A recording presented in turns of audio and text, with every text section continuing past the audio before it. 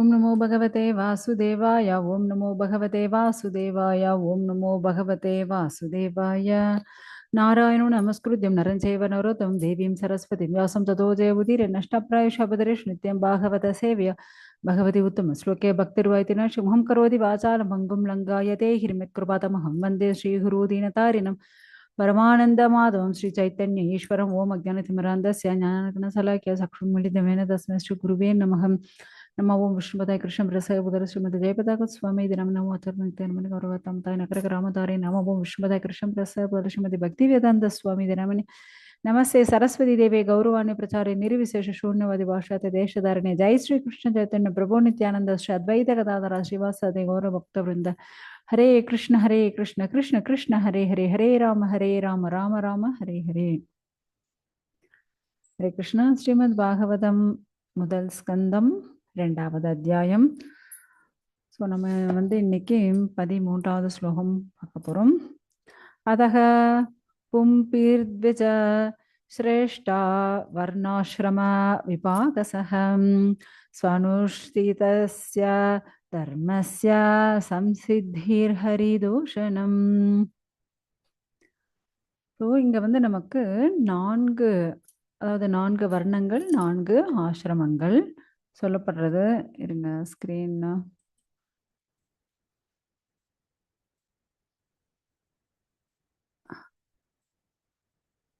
Okay. So 4 வர்ணங்கள் 4 ஆசிரமங்கள். 4 வர்ணங்கள் என்ன அப்படின்னா பிராமணா, க்ஷத்ரியா, வைஷ்யா, சூத்ரா. அதே போல 4 ஆசிரமங்கள் என்ன அப்படின்னா பிரம்மச்சாரி, கிரகஸ்தா, வானப்பிரஸ்தா, சந்நியாசி. ஓகேங்களா? ஸோ அவங்களுடைய கடமைகள் என்ன அப்படின்னுட்டு அதை பற்றி நம்ம பார்க்கலாம். ஏன்னா முக்கியமா பிராமணர்கள் அவங்க இந்த வேதங்கள் ரொம்ப இது நமக்கு பிறப்பின் அடிப்படையில் இல்லை, அவங்களுடைய குணத்தின் அடிப்படையில். ஏன்னா இது நமக்கு பகவத்கீதையில பகவானே அப்படிதான் சொல்லியிருக்கார். இது நமக்கு குணத்தின் அடிப்படையில். இப்போ பிராமணர்களாக அந்த குணம் படைத்தவர்கள் வேதங்களை கத்துப்பாங்க. ஸோ வேத பிரகாரம் அதே போல வேதங்களை மற்றவர்களுக்கு சொல்லி கொடுக்கறது. ஸோ இப்படியெல்லாம் அவங்க பண்ணிட்டு இருப்பாங்க. அடுத்தது க்ஷத்திரியர்கள். இவங்க ரொம்ப திடகாத்திரமாக இருக்கக்கூடியவங்க. இவங்க தன்னுடைய நாடு, தன்னுடைய ராஜ்யம், தன்னுடைய நாட்டு மக்கள் எல்லாரையும் பாதுகாப்பாங்க. அடுத்தது வைஷ்யர்கள். ஸோ இவங்க என்ன பண்ணுவாங்க அப்படின்னா விவசாயம், கால்நடை பராமரிப்பு, அதே போல வியாபாரம் இதெல்லாம் பண்ணுவாங்க. அடுத்தது சூத்திரர்கள். இவங்க மேல இருக்கக்கூடிய எல்லாருக்கும் கூட ஹெல்ப் வேலை செய்யக்கூடியவர்கள். ஓகேங்களா? ஸோ இப்படிதான் அந்த காலத்துல இருந்திருக்காங்க. இதுல நீங்க எந்த லெவல்ல இருந்தாலும் சரி, அவங்க பிராமணர்களா, சத்திரியர்களா, வைஷ்யர்களா, சூத்திரர்களா, எப்படி இருந்தாலும் சரி, அவங்க செய்யக்கூடிய செயல்கள் அனைத்தும் யாருக்காக இருக்க வேண்டும்? பகவானுக்காக இருக்க வேண்டும். ஸோ அதுதான் ரொம்ப ரொம்ப சிறந்தது. அதான் நமக்கு இந்த ஸ்லோகத்துல சொல்லப்பட்டிருக்கு. ஏன்னா இப்ப திருமணத்துக்கு முன்னாடி எல்லாரும் பிரம்மச்சாரிகள். ஸோ பிரம்மச்சாரியா இருக்கக்கூடியவங்க அதுக்கப்புறம் திருமணம் செஞ்சுக்கிறாங்க. ஓகேங்களா? கிரகஸ்தவா மாறிடுறாங்க. ஸோ கிரகஸ்தவா எத்தனை காலம் வாழ்வாங்க அப்படின்னா அவங்க குழந்தைங்களுக்கெல்லாம் திருமணமாகி அப்படி அந்த குழந்தைங்களுக்கு குழந்தை பிறக்கிறவன் அப்படி இருக்காங்க. அதுக்கு மேல வானப்பிரஸ்தா போதும், குடும்ப வாழ்க்கை போதும் அப்படின்னுட்டு வானப்பிரஸ்தாக்கு போயிடுறாங்க. ஸோ இப்படி கோவில் எங்கெல்லாம் திவ்ய தேசங்கள் இருக்கோ, இல்லை பகவானுடைய லீலைகள் நடந்த இடங்கள், ஸோ அங்கே போய் அவங்க செட்டில் ஆகிட்டு அங்கே பகவானை பார்த்துட்டு பகவானுக்கு சேவை செஞ்சுட்டு அப்படி இருக்கிறாங்க. சில பேர் இன்னும் ஏன்னா இப்போ வானப்பிரஸ்தால இருக்கிற வரையும் கணவன் மனைவியாக இருக்கலாமா அந்த இடத்துல. அதே சந்நியாசம் வாங்கும்போது மனைவியை என்ன பண்ணுவாங்க, எடுத்துட்டு தன்னுடைய பையன்கிட்டயோ இல்லை பொண்ணுகிட்டயோ விட்டுட்டு அவங்க ஆண்கள் மட்டும் சந்நியாசம் வாங்கிப்பாங்க. பெண்கள் சந்நியாசம் வாங்க முடியாது. ஏன்னா சாஸ்திரங்கள் நமக்கு அப்படிதான் சொல்லப்பட்டிருக்கு. பெண்கள் பிறக்கும்போது தந்தையுடைய பாதுகாப்பில் இருக்கணும். திருமணத்திற்கு அப்புறம் கணவனுடைய பாதுகாப்பில் இருக்கணும். ஸோ கணவர் இப்படியே சந்நியாசம் வாங்கின்றார் அப்படிலாம் அவர் இல்லாத பட்சத்தில் அப்போ வந்து குழந்தைகளுடைய பாதுகாப்புல இருக்கணும் அப்படின்னு தான் சொல்லப்பட்டிருக்கு. ஏன்னா பெண்கள் வந்து என்ன பண்ணக்கூடாது, சந்நியாசம் வாங்கக்கூடாது. அடுத்தது 14வது ஸ்லோகம். தஸ்மாத் ஏகேன மனசா பகவான் சாஸ்வதாம் பதிஹி ஸ்ரோத்தவ்யஹ கீர்த்தவ்யஸ்ச தேயஹ பூஜ்யஸ்ச நித்யதாம். அதாவது பகவானுக்கான பக்தி சேவைகள் நம்ம செய்யணும் அப்படின்னாலே முக்கியமா பகவானுடைய பெருமைகள் அதை பத்தி ஃபர்ஸ்ட் நம்ம கேட்கணும். பகவானை பத்தி கேட்டாதானே இப்ப பக்தின்றது எதன் மூலியமாக நமக்கு வரும் அப்படின்னா நம்மளுடைய காதுகள் மூலியமாக தான். ஃபர்ஸ்ட் நமக்கு பக்தி நமக்குள்ள நுழையணும் அப்படின்னாலே எப்படி வரும், காது மூலியமா தான். ஓகேங்களா? ஸோ காது வழியாக தான் நமக்கு வந்து பக்தின்றது உள்ள நுழையாது. ஸோ அதான் ஃபர்ஸ்ட் என்ன, நமக்கு ஸ்ரவணம். ஓகேங்களா? அப்படி பகவானை பத்தி கேட்க கேட்க தான் பக்தி வளரும். அதுக்கப்புறம் கீர்த்தனை, பகவானை பத்தி நாம மற்றவங்களுக்கு சொல்றது இல்லை, பகவானுடைய நாமத்தை ஜெபிக்கிறது. ஸோ அதுக்கப்புறம் என்ன, விஷ்ணு ஸ்மரணம். ஸோ பகவானை நினைக்கிறது. ஸோ இது வந்து 9 வகையான பக்தி சேவைகள். ஸ்ரவணம், கீர்த்தனம், விஷ்ணு ஸ்மரணம், பாத சேவனம், அர்ச்சனம், வந்தனம், தாசியம், சாக்கியம், ஆத்ம நிவேதனம். இதை வந்து ஒவ்வொருத்தரும் ஒவ்வொரு வகையில சேவை செஞ்சிருக்காங்க. ஆனா இந்த 9ஐயும் செய்தது யாரு அப்படின்னா அம்பரீஷ் மகாராஜ். ஓகேங்களா? ஸோ ஸ்ரவணம், பகவானை பத்தி கேட்கறது. ஸோ அப்படி கேட்பதன் ரொம்ப சிறந்தவர் யார் அப்படின்னா பரீட்சித் மகாராஜ். கீர்த்தனம், பகவானை பத்தி சொல்வது, இல்லை பகவான நாம ஜபம் பண்றது. ஸோ அப்படி சொன்னது யார் அப்படின்னா சுகதேவ கோஸ்வாமி. ஓகேங்களா? சுகர் அவர் தானே இப்ப நமக்கு பாகவதம் சொல்லிட்டு இருக்கார். அதுதான். அடுத்தது விஷ்ணு ஸ்மரணம், பகவானை எப்பயுமே நினைச்சுட்டே இருக்கிறது. யாரு அப்படின்னா பிரகல்லாதர். ஓகேங்களா? பாத சேவனம், பகவானுக்கு எப்பவுமே பாத சேவை பண்ணிட்டு இருக்கிறது யாரு, சாக்ஷாத் மகாலட்சுமி தான். அர்ச்சனம், பகவானை எப்பவும் வழிபட்டு இருக்கிறது யாரு, பிருத்து மகாராஜ். அடுத்தது வந்தனம், எப்பவுமே பகவான் வந்து புகழ்ந்து பாடிண்டே இருக்கிறது. பிரார்த்தனைகள், எல்லாரும் வந்து நான் நல்லா இருக்கணும், என் குடும்பம் நல்லா இருக்கணும் அப்படின்னு பிரார்த்தனை பண்ணுவோம். ஆனா இவர் வந்து கிருஷ்ணர் நல்லா இருக்கணும், கிருஷ்ணர் பத்திரமா இருக்கணும்னு எப்பவுமே கிருஷ்ணருக்காகவே பிரார்த்தனை பண்ணிட்டு இருந்தாரு. ஓகேங்களா? யாரு அப்படின்னா அக்ரூரர். ஓகேங்களா? அடுத்தது தாஸ்யம், சேவை. ஒரு தாசனை போல சேவை செய்யக்கூடியது. அப்படி ஒரு சேவை செய்தது யாரு அப்படின்னா ஹனுமான். சாக்கியம், நண்பனாக பகவானுக்கு அப்படி ஒரு சிறந்த நண்பனா இருந்து, அதாவது தோல் மேல தோல் கை போட்டுண்டு ஒரு நண்பனா இருந்தது யாரு அப்படின்னா அர்ஜுனன் தான். ஓகேங்களா? ஆத்ம நிவேதனம், சகலத்தையும் பகவானுக்கே அர்ப்பணம்ப்பா அப்படின்னு சகலத்தையும் கொடுத்தது யாரு அப்படின்னா பலி சக்கரவர்த்தி. ஓகேங்களா? இந்த 9 வகையான பக்தி சேவையும் செய்தது யாரு அப்படின்னா அம்பரீஷர். ஸோ அவரு சக்கரவர்த்தி, அம்பரீஷ் மகாராஜ் சக்கரவர்த்தி. அவர் என்ன பண்ணுவாராம், நடந்தேதான் கோவிலுக்கு போவார். அவர் கையால கோவிலை சுத்தப்படுத்துவார். அவர் கையால பகவானுக்கு என்ன பண்ணுவாராம், பூமாலை கட்டுவார். அங்க ரிஷிகள், பெரிய பெரிய ஞானிகள், யோகிகள் எல்லாரும் வந்து கூடிடுவாங்களாம். ஸோ பகவானை பத்தி பெருமைகள், அந்த காது இருக்கிறதே பகவானை பத்தி கேட்கறதுக்கு மட்டும்தான். ஸோ அவர் வாய் எப்பவுமே பகவானுடைய நாமஜபம் சொல்லிகிட்டே இருக்கும். அவருக்கான அனைத்து கடமைகள் அப்புறம்தான். ஃபர்ஸ்ட் கடமையே அவருக்கு என்ன, பகவானுடைய சேவை தான். ஸோ பகவானுக்கு அர்ப்பணிக்கப்பட்ட அந்த பிரசாதங்களை தான் சாப்பிட்றது. அவருடைய பகவானுக்கு அர்ப்பணிக்கப்பட்ட அந்த மலர்கள் அதை தான் நறுமணம் பண்றது. அப்படிப்பட்ட அந்த சத் சங்கத்துல தான் அவர் இருப்பாராம். ஸோ இப்படி அவருடைய தலை இருக்கிறதே பகவானுடைய பாதத்துல விழுந்து வணங்குறதுக்கு தான். இப்படி தன்னுடைய அனைத்து அங்கங்கள் அனைத்தையும் பகவானுக்காக அவர் அப்படி ஒரு சேவையில ஈடுபடுத்தினார். தான் ராஜான்றத ஒரே ஒரு பர்சன் கூட அவர் நினைச்சதே இல்லை. ஃபுல் அண்ட் ஃபுல் என்னுடைய சேவை இது பகவானுக்கான சேவை, பகவான் எனக்கு கொடுத்துருக்க அந்த சேவையை நான் செய்யறாங்களதான்.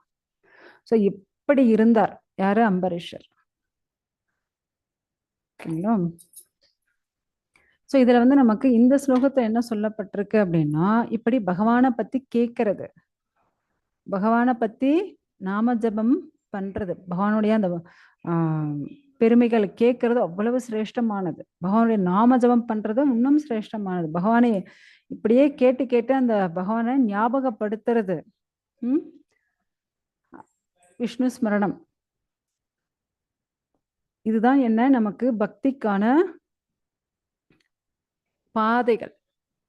ஸோ நமக்கு ஸ்டார்டிங் ஸ்டேஜே இதுதான். பகவான் பத்தி கேட்கணும், பகவானை பத்தி நாம ஜபம் பண்ணணும். அடுத்தது என்ன, பகவானை எப்பவுமே நினைச்சுட்டே இருக்கிறது. பிரகல்லாதனை போல பார்க்கும் அனைத்திலும் பகவான் இருக்கார் அப்படின்னு நினைக்கிறது. ஏன்னா பிரகல்லாதர் அப்படிதானே பார்த்தாரு. ஓகேங்களா? அடுத்த ஸ்லோகம். யத் அனுத்யாசினா யுக்தாக கர்ம கிரந்தி நிபந்தனம் சிந்தந்தி கோவிதாஸ்தஸ்ய கோணம் சூர்யாத் கதா ரதிம். யார் ஒருத்தர் இப்படி பகவானையே நினைச்சுட்டு இருக்காங்களோ என்ன ஆகும் அவங்களுக்கு, அவங்களுடைய கர்ம பந்தம் அனைத்தும் கழிஞ்சு போயிடுமா. இப்ப என்னவோ பாவம் பண்ணியிருக்காங்க, அதனாலதான் இப்ப நம்ம வந்து ஜெயில இருக்கோம். இப்ப நம்ம இருக்கிறதெல்லாம் என்ன, பௌதிகமான ஜெயில். என்னடா இது, நம்ம கிளாஸ் கேட்க வந்தா நம்மள ஜெயில இருக்கும்னு சொல்லிட்டாங்களே அப்படின்னு யோசிக்காதீங்க. உண்மையதான் சொல்லிட்டு இருக்கோம். ஏன்னா நம்ம இருக்கிறதெல்லாம் என்ன, பௌதிகமான, ஏன்னா துக்காலயம் அசாஸ்வதம். ஏன்னா இந்த இடமே என்ன, துக்கங்கள் நிறைந்த இடம். ஏன்னா பகவத்கீதையில நமக்கு சொல்லப்பட்டிருக்கு, துக்காலயம் அசாஸ்வதம், நிரந்தரமற்ற இடம். ஏன்னா இங்க வந்து மாறிண்டே இருக்கா, ஏதாவது நிலையா இருக்கா என்ன, எதுவுமே நிலையா இல்லை.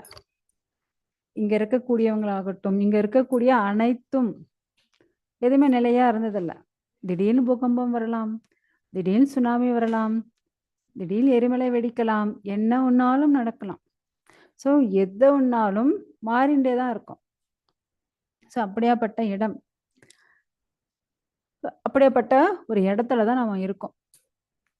நாமளும் அப்படி நிரந்தரமா இருக்க முடியறதில்ல, நிரந்தரமா இருக்க முடியறதில்ல. நம்மளுடைய ரூபமும் அப்படிதான் நிரந்தரமா இருக்கிறது இல்ல. ஏன்னா நமக்கும் வந்து ஜென்ம மிருத்யு ஜரா வியாதி இருக்கு. பிறக்கிறோம், வயசாகிறோம், நோய் நொடி வந்துடுறது, அப்புறம் இறந்து போயிடுறோம். ஸோ இது வந்து இங்க இருக்கக்கூடிய கஷ்டங்கள், இதெல்லாம் துக்கங்கள். இப்ப ஒருத்தருக்கு வந்து இவங்க இன்னும் ஒரு 50 ஜென்மம் எடுக்கணும், அவ்வளோ பாவம் இருக்கு. 50 ஜென்மத்துல இவங்க இவ்வளவு கஷ்டப்படணும்னு இருக்கு. இப்ப 50 ஜென்மம் எடுத்து அவங்க கஷ்டப்பட்டு அதுக்கப்புறம் தான் அவங்க வந்து பகவான் லோகம் போக முடியும். ஏன்னா அந்த கடைசி டைம்ல தான் அவங்களுக்கு வந்து பகவானுடைய அந்த பக்தி ஞாபகம் எல்லாம் வரும். இப்ப என்னவோ ஒரு பக்தர்களுடைய கருணையால, ஒரு சுக்ருத்தியால நமக்கு இப்பவே கிருஷ்ண பக்தி கிடைச்சிருச்சு. அப்ப இன்னும் இந்த 50 ஜென்மம் நான் கஷ்டப்படணும் அப்படின்னு விருப்பப்படுவீங்களா, இல்ல இந்த ஜென்மத்தோட நம்ம கிளம்பி போகணும் அப்படின்னு விருப்பப்படுவீங்களா? இல்லைன்னா இந்த 50 ஜென்மமும் டிஃப்ரெண்டா, பணக்காரனாக பிறக்கலாம், ஏழையாக பிறக்கலாம், புத்திசாலியாக பிறக்கலாம், ஏன் நீங்க பிரதமராக கூட பிறக்கலாம், இல்லைன்னா இந்த உலகத்தில் பெரிய மிக சிறந்த கோடீஸ்வரனாக பிறக்கலாம், இல்லைன்னா இந்திரனாகவே கூட பிறக்கலாம். No doubt. நீங்க சொல்லுங்க. ஸோ 50 ஜென்மம் எல்லாத்தையும் ஆண்டு அனுபவிச்சுட்டு அப்புறம் போகலாமா, இல்ல மாதாஜி நம்ம இந்த ஜென்மமே முடிச்சுட்டு கிளம்பலாம் அப்படின்னு யாருக்கு தோணுது?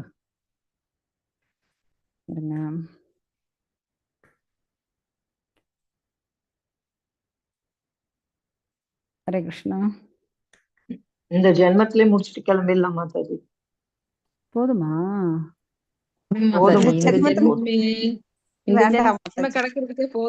இந்திரன் போஸ்டே கொடுத்தா கூட வேண்டாம் மாதாஜி. அட இந்திரன் போஸ்டே வேண்டாமா? வேண்டாம் மாதாஜி. இந்திரனுக்கும் பல கஷ்டங்கள் இருக்கு மாதாஜி, அவரு எவ்வளவு. ஓகே, இப்ப இந்த உலகத்தில் கோடீஸ்வரனாக வேண்டாமா? வேண்டாம் மாதாஜி. வேண்டாமா? சரி, ஓகே, இந்த ஜென்மமே போதும் மாதாஜி. ஸோ கிருஷ்ணனுடைய அதற்கான பாத கமலத்தை. ஓகே. ஸோ இப்போ அதற்கான வழியை தான் இங்கே நம்ம வந்து பார்க்க போகிறோம். ஓகேங்களா? ஸோ இந்த ஸ்லோகத்தில் என்ன சொல்லியிருக்காங்க அப்படின்னா, இது நம்ம இன்னும் எத்தனை ஜென்மம் இருக்கோ, இல்லை இந்த ஜென்மத்திலேயே நம்ம இன்னும் இவ்வளோ பாவம் இருக்கு, எல்லாத்தையும் வெட்டி வீழ்த்தக்கூடியது என்ன அப்படின்னா அதுதான் பகவானுடைய பக்தி. ஸோ யார் ஒருத்தர் பகவானுடைய நாமத்தை, பகவானுடைய நாம ரூப குண லீலைகள் அவ்வளவு சிரேஷ்டமானது. ஸோ பகவானுடைய நாமத்தை ஜெபிச்சுண்டே, பகவானை நினைச்சுண்டே, பகவானுக்கான பக்தி சேவை செஞ்சுட்டு இருக்காங்களோ அவங்கள இந்த கர்ம பந்தத்துல இருந்து, இந்த முடிச்சுகள்ல இருந்து, அந்த முடிச்செல்லாம் வெட்டி வீழ்த்துறது. இப்ப நம்ம அரெஸ்ட் பண்ணி வச்சிருக்காங்கன்னு வச்சுக்கோங்க, அந்த சங்கிலியை வெட்டுறது எது அப்படின்னா பகவானுடைய பக்தி. ஸோ யார் ஒருத்தர் பகவானை பற்றிய இந்த சிந்தனையிலே இருக்காங்களோ அவங்களால மட்டும்தான் என்ன பண்ண முடியும், இந்த பௌதிக பந்தத்திலிருந்து விடுபட்டு பகவானுடைய பக்தியின் மூலியமா நம்ம வந்து பகவான் போக முடியும். அந்த பௌதீக பந்தத்தை, இந்த பற்றுதல், அதே போல அவ்வளவு கர்மங்கள், அத்தனை ஜென்மங்கள் அனைத்தையும் வெட்டி வீழ்த்தக்கூடிய அந்த வாள், அதுதான் கிருஷ்ண பக்தி. ஓகேங்களா?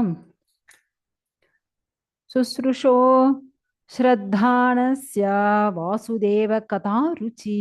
பாருங்க, வாசுதேவ கதா ருச்சி ஷான்மஹத் சேவையா விப்ராஹ புண்ணியதீர்த்த நிஷேவனாத். இந்த பௌதிகமான மாசுகளே நம்ம இருக்கோம். இப்ப பாருங்க, ஒரு வைரக்கல்லுங்க பெருசா இருக்கு, நம்ம கை அளவு ஒரு பெரிய வைரக்கல், அது அப்படியே கெட்டியா இருக்கு, கூட சேரெல்லாம் விழுந்துடுச்சு, அதை எடுத்து அப்படியே வெளியே வச்சாச்சு. இப்ப என்ன இருக்கும், அந்த வைரம் தெரியாது, வைரத்தின் மேல இருக்கிற அந்த சேரெல்லாம் காஞ்சி வைரமே தெரியாத அளவுக்கு மூடப்பட்டிருக்கு. ஆனா உள்ள இருக்கிறது என்ன, வைரம். ஆனா வெளியே அதன் மேல மூடப்பட்டு இருக்கிறது என்ன, அந்த சேர். அப்ப அந்த சேரை கழுவுனாதான் உள்ள இருக்கிற வைரம் நம்ம கண்ணுக்கு தெரியும். அப்ப அதை ஃபர்ஸ்ட் நம்ம என்ன பண்ணணும், அதை கழுவணும். அது போலதான் இந்த ஆத்மா என்னவோ வைரம்தான், ஆனா அதன் மேல சேரா இந்த பௌதிக விஷயங்கள் மூடப்பட்டிருக்கு. அதுல இருந்து வெளியே வரணும், உண்மையான வைரத்தினுடைய அந்த பளபளப்பு தெரியணும் அப்படின்னா ஃபர்ஸ்ட் அதை கிளீன் பண்ணணும். எப்படி கிளீன் ஆகும் அப்படின்னா, நம்ம இப்படி பகவானுடைய பக்தர்களுடைய சத்சங்கத்துல இருக்கணும். ஃபர்ஸ்ட் பகவானை பத்தி நம்ம புரிஞ்சுக்கணும். இருங்க,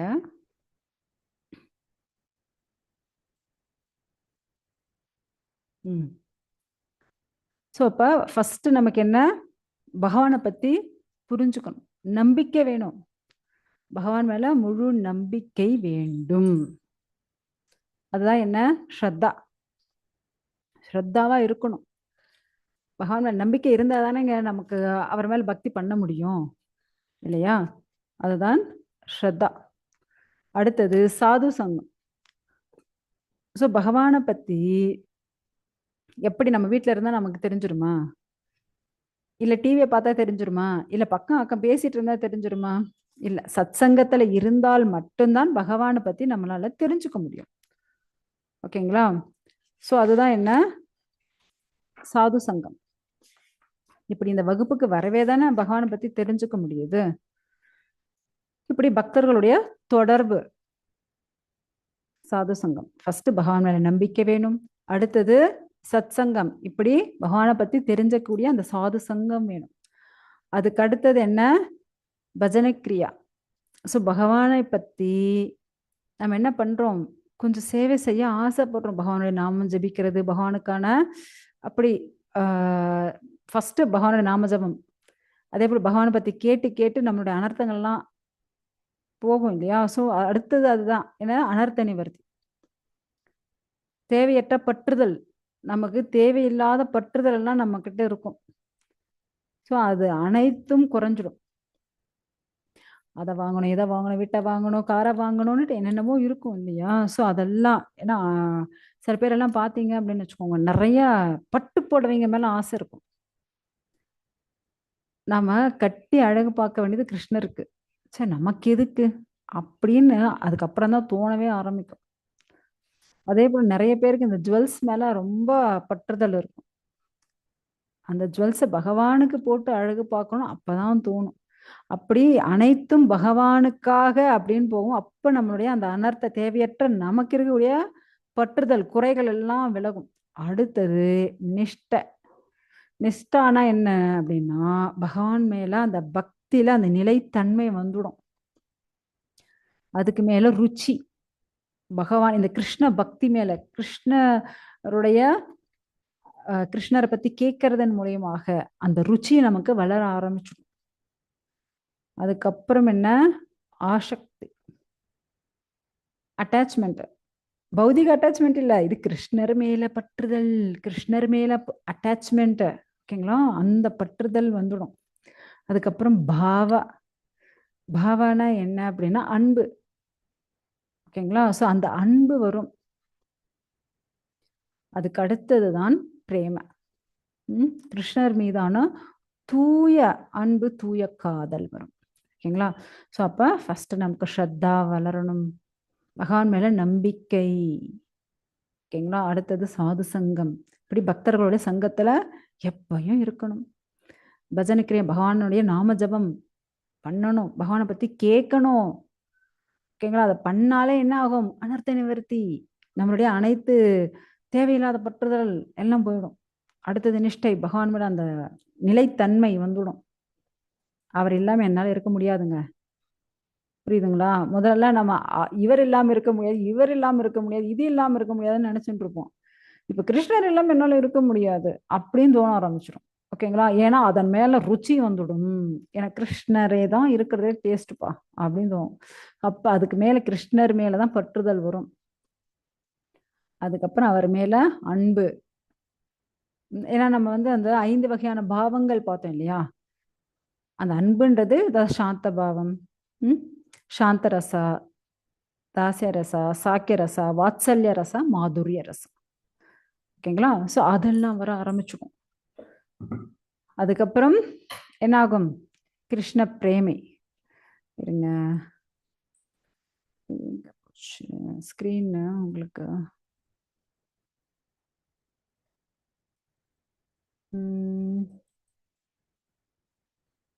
ஒரு ஃப்ளவர் அதை இருக்கு பாருங்க. இப்ப நான் இந்த விதை கிருஷ்ணர்ன்ற விதைய உங்களுடைய ஹிருதயத்துல வச்சாச்சு. அப்படியே ஃபர்ஸ்ட் என்ன ஸ்ரத்தா, சாது சங்கம். அந்த விதை அப்படியே வளருது. புரியுதுங்களா? அப்படியே அந்த விதை வளரும். கிருஷ்ண விதை உங்க ஹிருதயத்திலிருந்து அப்படியே வளருது. ஸ்ரத்தா, சாது சங்கா, அப்புறம் என்ன பஜனக்கிரியா, அதுக்கப்புறம் அனர்த்த நிவர்த்தி. இருங்க அப்படியே மேல போகலாம்.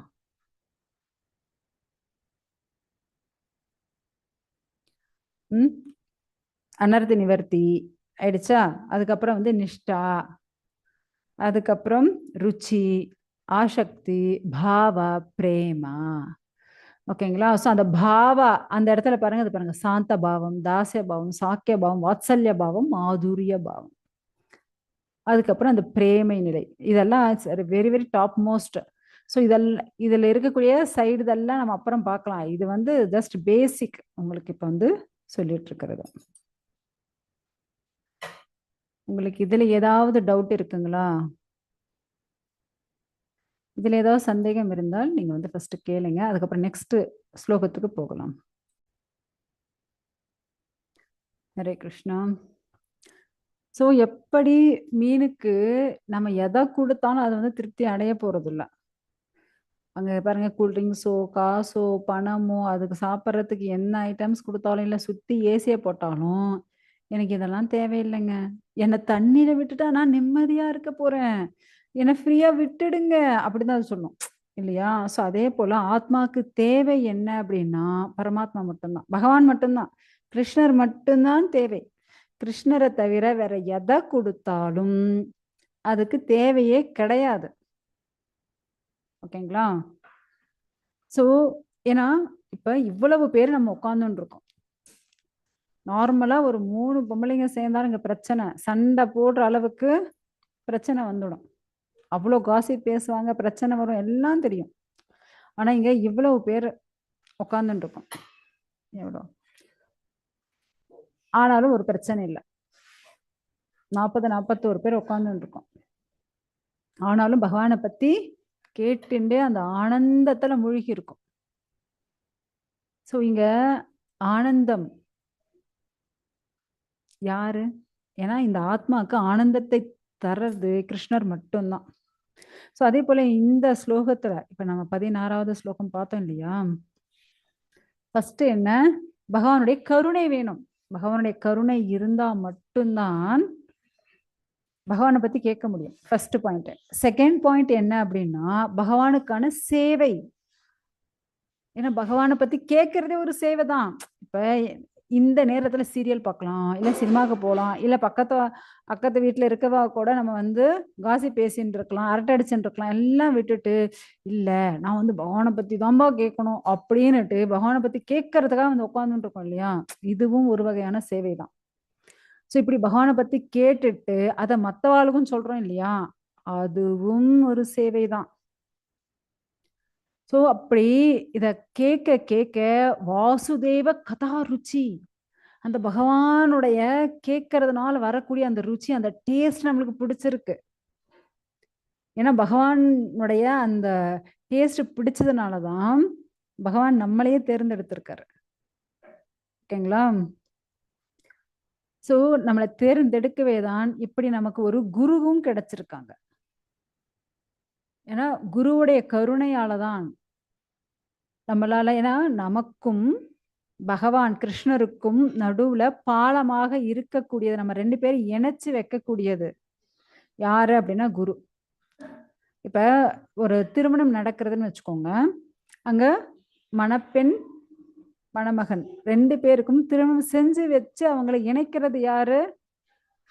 அந்த குரு. யாரு? அந்த திருமணம் செஞ்சு வைக்கிறாரு இல்லையா?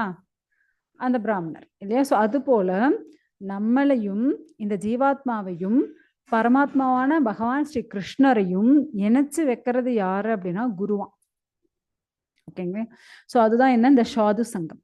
ஃபர்ஸ்ட் நமக்கு பகவான் நம்மளை தேர்ந்தெடுத்தாச்சு, பகவான் பத்தி கேட்கிறோம், பகவான் மேல நமக்கு அப்படி ஒரு அந்த ஆனந்தம் கிடைக்கிறது.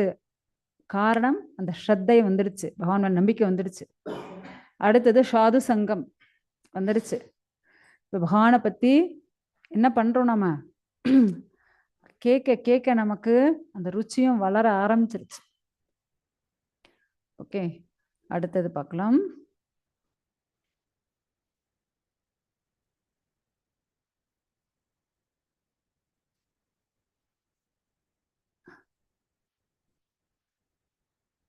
அடுத்த ஸ்லோகம் 17. शृण्वता श्वाकत कृष्ण पुण्यश्रवण कीर्तनः श्रुति अंतःस्थो हि अभद्राणि वितुनोति सुहृत्सताम्. ஸோ பகவானை பற்றி என்ன ஆயாச்சு? இப்ப நமக்கு கேட்கறது, நம்மளுடைய ஹிருதயத்துல இருக்கக்கூடிய அந்த பரமாத்மா, அப்படி ஒரு சந்தோஷம், அந்த ஆனந்தம் கிடைக்குது நமக்கு. பகவானை பத்தி கேட்க கேட்க அந்த ருச்சியும் ஏற்பட்டு போச்சு. பஜன கிரியா. இப்ப நான் அந்த கிருஷ்ணருடைய அந்த ஹரிநாமத்தை போட்ட உடனே எல்லாரும் ஜெபிக்க ஆரம்பிச்சாச்சு, எல்லாரும் அத முணுமுணுக்க ஆரம்பிச்சாச்சு. காரணம் என்ன? ஏன்னா கிருஷ்ணர் மேல அப்படி ஒரு அந்த ஈர்ப்பு. ஏன்னா கிருஷ்ணா அப்படின்னால என்ன அப்படின்னா வசீகரம். கிருஷ்ணானால என்ன, அந்த பேருக்கு, ஏன்னா ஒவ்வொரு பேருக்கும் ஒவ்வொரு அர்த்தம் இருக்கும் இல்லையா? ஸோ அப்படி கிருஷ்ணான்ற பேருக்கே என்ன அர்த்தம் அப்படின்னா வசீகரம், ஆக்கர்ஷணம். அப்படி நம்மள வசீகரிக்கிறார் அவர். இப்படி பகவானை பத்தி கேட்க கேட்க நமக்கு அவர் மேல பகவானை பத்தி கேட்கறது, பகவானை பத்தி பாடுறது, ஸோ அதை பண்ண பண்ண நம்மளுடைய இந்த பௌதீக ஆசைகள், பௌதீக இன்பங்கள் அதெல்லாம் ஒரு நீச்சமா போயிடுச்சு. ஒரு முறை எக்ஸாம்பிளுக்கு உதாரணத்துக்கு சொல்லிட்டு இருக்கேன். ஸோ ஒரு முறை என்ன ஆச்சு அப்படின்னா, ஏதோ இந்த இந்திரன் ஒரு தவறு செஞ்சுட்டான். ஸோ அந்த தவறால அவன் வந்து பன்றியா போய் போற அப்படின்னு சாபம் கொடுத்தாச்சு. ஸோ இப்போ வந்து பன்னியா பிறந்தாச்சு. ஸோ பன்னியா பிறந்துட்டு அவனுக்கு ஒரு பொம்பளை பன்னி ஒய்ஃப் ஆயாச்சு. ஸோ அதோட சேர்ந்து ஒரு 10-12 குட்டி போட்டாச்சு. நல்லா சேருல அந்த வெயில் காலத்துல பாருங்களேன், நல்லா சேரு சகதியில் அப்படியே புரண்டுண்டு அந்த பன்னி குட்டிங்கள் அப்படியே சந்தோஷமா இருக்கு. ஸோ இப்போ வந்து பிரம்மா வந்து நாரதர் அனுப்புறாரு. இப்போ அவனுடைய இத்தனை காலம் அவன் வந்து பன்னியா இருந்த அதெல்லாம் முடிஞ்சிருச்சு, அவனை வந்து அழைச்சிட்டு வா, அழைச்சுன்னா திரும்ப இந்திர பதவி வந்து போஸ்ட் காலியா இருக்கு, இப்போ அழைச்சிட்டு வா அப்படின்னு. ஸோ இப்போ வந்து நாரதர் வராரு. வந்து அந்த பன்னியா இருக்கக்கூடிய இந்திரன் கிட்ட சொல்றாரு, அவனுடைய போஸ்ட் காலியா இருக்கு, வாப்பா போகலாம் அப்படிங்கிறாரு. எங்க கூப்பிடுறீங்க, அவ்வளவுதான், இந்த இடத்த விட்டு வா போலாம். ஐயோ என்னால வர முடியாதுப்பா, பார் என்னுடைய அழகான மனைவி பன்னிய பார், எவ்வளவு அழகா கொழு கொழுன்னு எப்படி இருக்கா, நான் போட்ட இந்த 12 குட்டிகளை பார், இவ்வளவு அழகான குட்டிகள், சிங்க குட்டிகள், அது போட்டது பன்னிக்குட்டி, ஆனா அதுங்களுக்கு அதுங்க சிங்க குட்டியா இருக்கு. சோ இவ்வளவு அழகான மனைவி, இவ்வளவு அழகான குட்டிகள் எல்லாம் விட்டுட்டு என்ன எங்க கூப்பிட, நான் வரமாட்டேன், என்னால என் குடும்பத்தை விட்டுட்டு வர முடியாது அப்படின்னியாச்சு. இதனடா வம்பா போச்சு அப்படின்னுட்டு போய் பிரம்மா கிட்ட சொல்றாரு, தந்தையே நான் கூப்பிட்டேன், இந்திரன் வரமாட்டேன்னு சொல்லியாச்சு. அவன் அப்படிதான்ப்பா சொல்வான், அவனுக்கு அந்த ஞானத்தை கொடு, அப்பதான் அவன் வருவான், இல்லைன்னா அவன் வரமாட்டான். ஏன்னா இருக்கிற இடத்த அவன் வந்து சந்தோஷமா என்ஜாய் பண்ணிட்டு இருக்கான். அவன் என்ஜாய் பண்றதுனால அவனுக்கு வந்து என்ன இல்லை, அதை பற்றிய அந்த ஞானம் இல்லாதனா அவன் பேசிட்டு இருக்கான். அப்படி நீ வந்து அந்த ஞானத்தை கொடு அப்படின்னு சொல்லியாச்சு. சரின்னுட்டு இப்ப திரும்பவும் நாரதர் வர்றாரு, வந்து கூப்பிட்டார், அப்பா பிரம்மா கூப்பிட்டாச்சு, வா போகலாம். இல்ல நான் வரமாட்டேன்.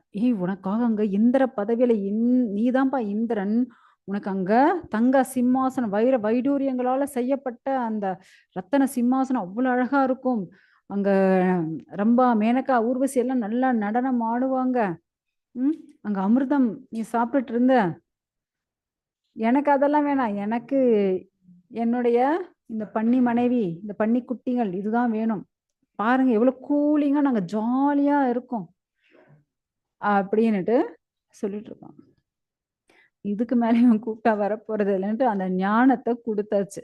அந்த ஞான நேரம் அந்த பன்னியோட தலையில போய் பட்டதுக்கு அப்புறம் அப்படியே இந்திரனுக்கு, அவன் முன்னாடி இருந்தது எப்படி, இப்ப இருக்கிறது எப்படி அப்படின்னு யோசிக்கிறான். அடடா, நம்ம அவ்வளவு அழகான சிம்மாசனம், அழகான அங்க வந்து சோமபானம் அமிர்தம் எல்லாம் குடிச்சுண்டு அங்க அவ்வளோ வாசனை கமகமன்னுட்டு, அப்படி அனைத்து நடனங்கள், அனைத்து தேவர்கள் எல்லாரும் வந்து வணங்குவாங்க. அப்படி இருந்த இடத்த விட்டுட்டு இப்படி ஒரு சேரு சகதியில இப்படி புரண்டுட்டு இருக்கமே அப்படின்னு அதை தெரிஞ்சதுக்கு அப்புறம், ஏன்னா இதை விட உயர்ந்த சுவை அது இல்லையா, அந்த உயர்ந்த சுவையை காட்டின உடனே, ஐயோ நாரதா தயவு செஞ்சு என்னங்கிறது கூட்டிட்டு போ அப்படின்னுட்டு கிளம்பி ஓடியாச்சு. புரியுதுங்களா? சோ இதெல்லாம் பௌதிகமானது. சேர்ல இருக்கிற பன்னியை விட இந்திரனா இருக்கிற அது இன்னும் சிறந்தது, ஏன்னா இதை விட அது உயர்ந்த சுவை, உயர்ந்த டேஸ்ட் அது அப்படின்னுட்டு கிளம்பி போயாச்சு. அதே போல இந்த பௌதீக உலகம், நாம் இருக்கிறது என்ன பௌதீகமான உலகம், இதை விட ஏன்னா இப்ப முக்கியமா நீங்க பாத்தீங்க அப்படின்னா மொத்த 14 லோகங்கள் இருக்கா, இந்த அண்டத்துக்குள்ள 14 லோகங்கள் இருக்கு. ஸோ மேல இருக்கக்கூடிய லோகம் என்ன, சத்தியலோகம். ஸோ அந்த பிரம்மால இருந்து சின்னதா இருக்கக்கூடிய எறும்பு வரை இருக்கக்கூடிய அனைத்து ஜீவராசிகளும் எல்லாமே இந்த பௌதிகமான இந்த அண்டத்துக்குள்ள ஜெயிலுக்குள்ளதான் மாட்டின்னு இருக்கும். A class jail, B class jail, C class jail, அப்படிதான் இருக்கும். நாம வந்து சி கிளாஸ் ஜெயில இருந்து பி கிளாஸ் ஜெயில் போகணும், பி கிளாஸ் ஜெயில இருந்து ஏ கிளாஸ் ஜெயில் போகணும்லாம் யோசிக்க கூடாது, இந்த ஜெயில இருந்து வெளியே போகணும். இப்ப ஏ கிளாஸ் ஜெயில் அப்படின்னா வெறும் தங்க கம்பிகளால் செய்யப்பட்டிருக்கும், பி கிளாஸ் ஜெயில் வெள்ளி கம்பிகளால் செய்யப்பட்டிருக்கும், சி கிளாஸ் ஜெயில் இரும்பு கம்பிகளால் செய்யப்பட்டிருக்கும். நீங்க சி கிளாஸ் ஜெயில் இருக்கும், என்னவோ மிடில் கிளாஸ் ஃபேமிலியா இருக்கோம்ப்பா, கொஞ்சம் அப்படி அம்பானி போல அதானி போல உலக பணக்காரர்கள் போல நம்ம வாழ்க்கை இருந்தா நல்லா இருக்கும் அப்படின்னு நினைச்சீங்கன்னு வச்சுக்கோங்க, அதெல்லாம் என்ன பி கிளாஸ் ஜெயில் போல. அப்ப ஏ கிளாஸ் ஜெயில் என்ன அப்படின்னா தேவர்கள் போல. ஆக மொத்தத்துல எல்லாமே என்ன இந்த ஜெயிலுக்குள்ளதான் இருக்கும். இப்ப நீங்க சி கிளாஸ் ஜெயில இருந்து பி கிளாஸ் ஜெயிலோ இல்ல ஏ கிளாஸ் ஜெயிலோ போகணும்னு விருப்பப்படுறீங்களா என்ன, இல்ல இந்த ஜெயில இருந்து விடுபட்டு வெளியே போக வேண்டுமா, அவ்வளவுதான் கேள்வி. மொத்தமாவே ஜெயில இருந்து வெளியே ஜெயில இருந்து விடுபட்டு அங்க பகவான் கிட்ட போகணும் மாதாஜி. ஓகேங்களா? சோ ஜெயில இருந்து வெளியே போனாலே பகவான் கிட்ட தான் போகும், கவலைப்படாதீங்க. சோ இப்ப உங்களுக்கு புரிஞ்சிருச்சுங்களா? அப்ப ஜெயில இருக்கிறது பெருசா இல்ல இத விட்டு விடுதலை ஆகிறது பெருசா? விடுதலை ஆகிறது தான் பெருசு. அப்ப இந்த பௌதிக லோகத்துல நம்ம மிடில் கிளாஸ்ல இருந்து பணக்கார லைஃபும் வேண்டாம், அதை விட உயர்ந்த தேவர்களுடைய லைஃபும் வேண்டாம் நமக்கு. அதை விட உயர்ந்த சுவை என்ன அப்படின்னா எது? பகவான் தான். பகவான். சோ அங்க போய் பகவானுக்கு நித்திய கைங்கரியம் பண்ணிட்டு அங்க சேவை செய்யறதுதான் சிறந்தது. புரிஞ்சுதுங்களா? புரிஞ்சுதுங்க மாதாஜி. அப்பாடா, ஹரே கிருஷ்ணா. புரிஞ்சுது மாதாஜி. ஆனா கொஞ்சம் கவலையா இருக்கு, நம்மள கண்டிப்பா பகவான் இட்டுன்னு போயிடணும் அப்படின்னு நினைக்கிறோம், ரொம்ப ஆர்வமா இருக்கும் மாதாஜி. மாதாஜி இவ்வளவு நேரம் அதை தான் சொல்லிட்டு இருந்தேன், ஸ்ரத்தா சாது சங்கா அந்த லைனை பார்த்தோமா இல்லையா? சோ அந்த லைன்ல நீங்க பக்தி பண்ணிட்டே வந்தீங்கன்னு வச்சுக்கோங்க,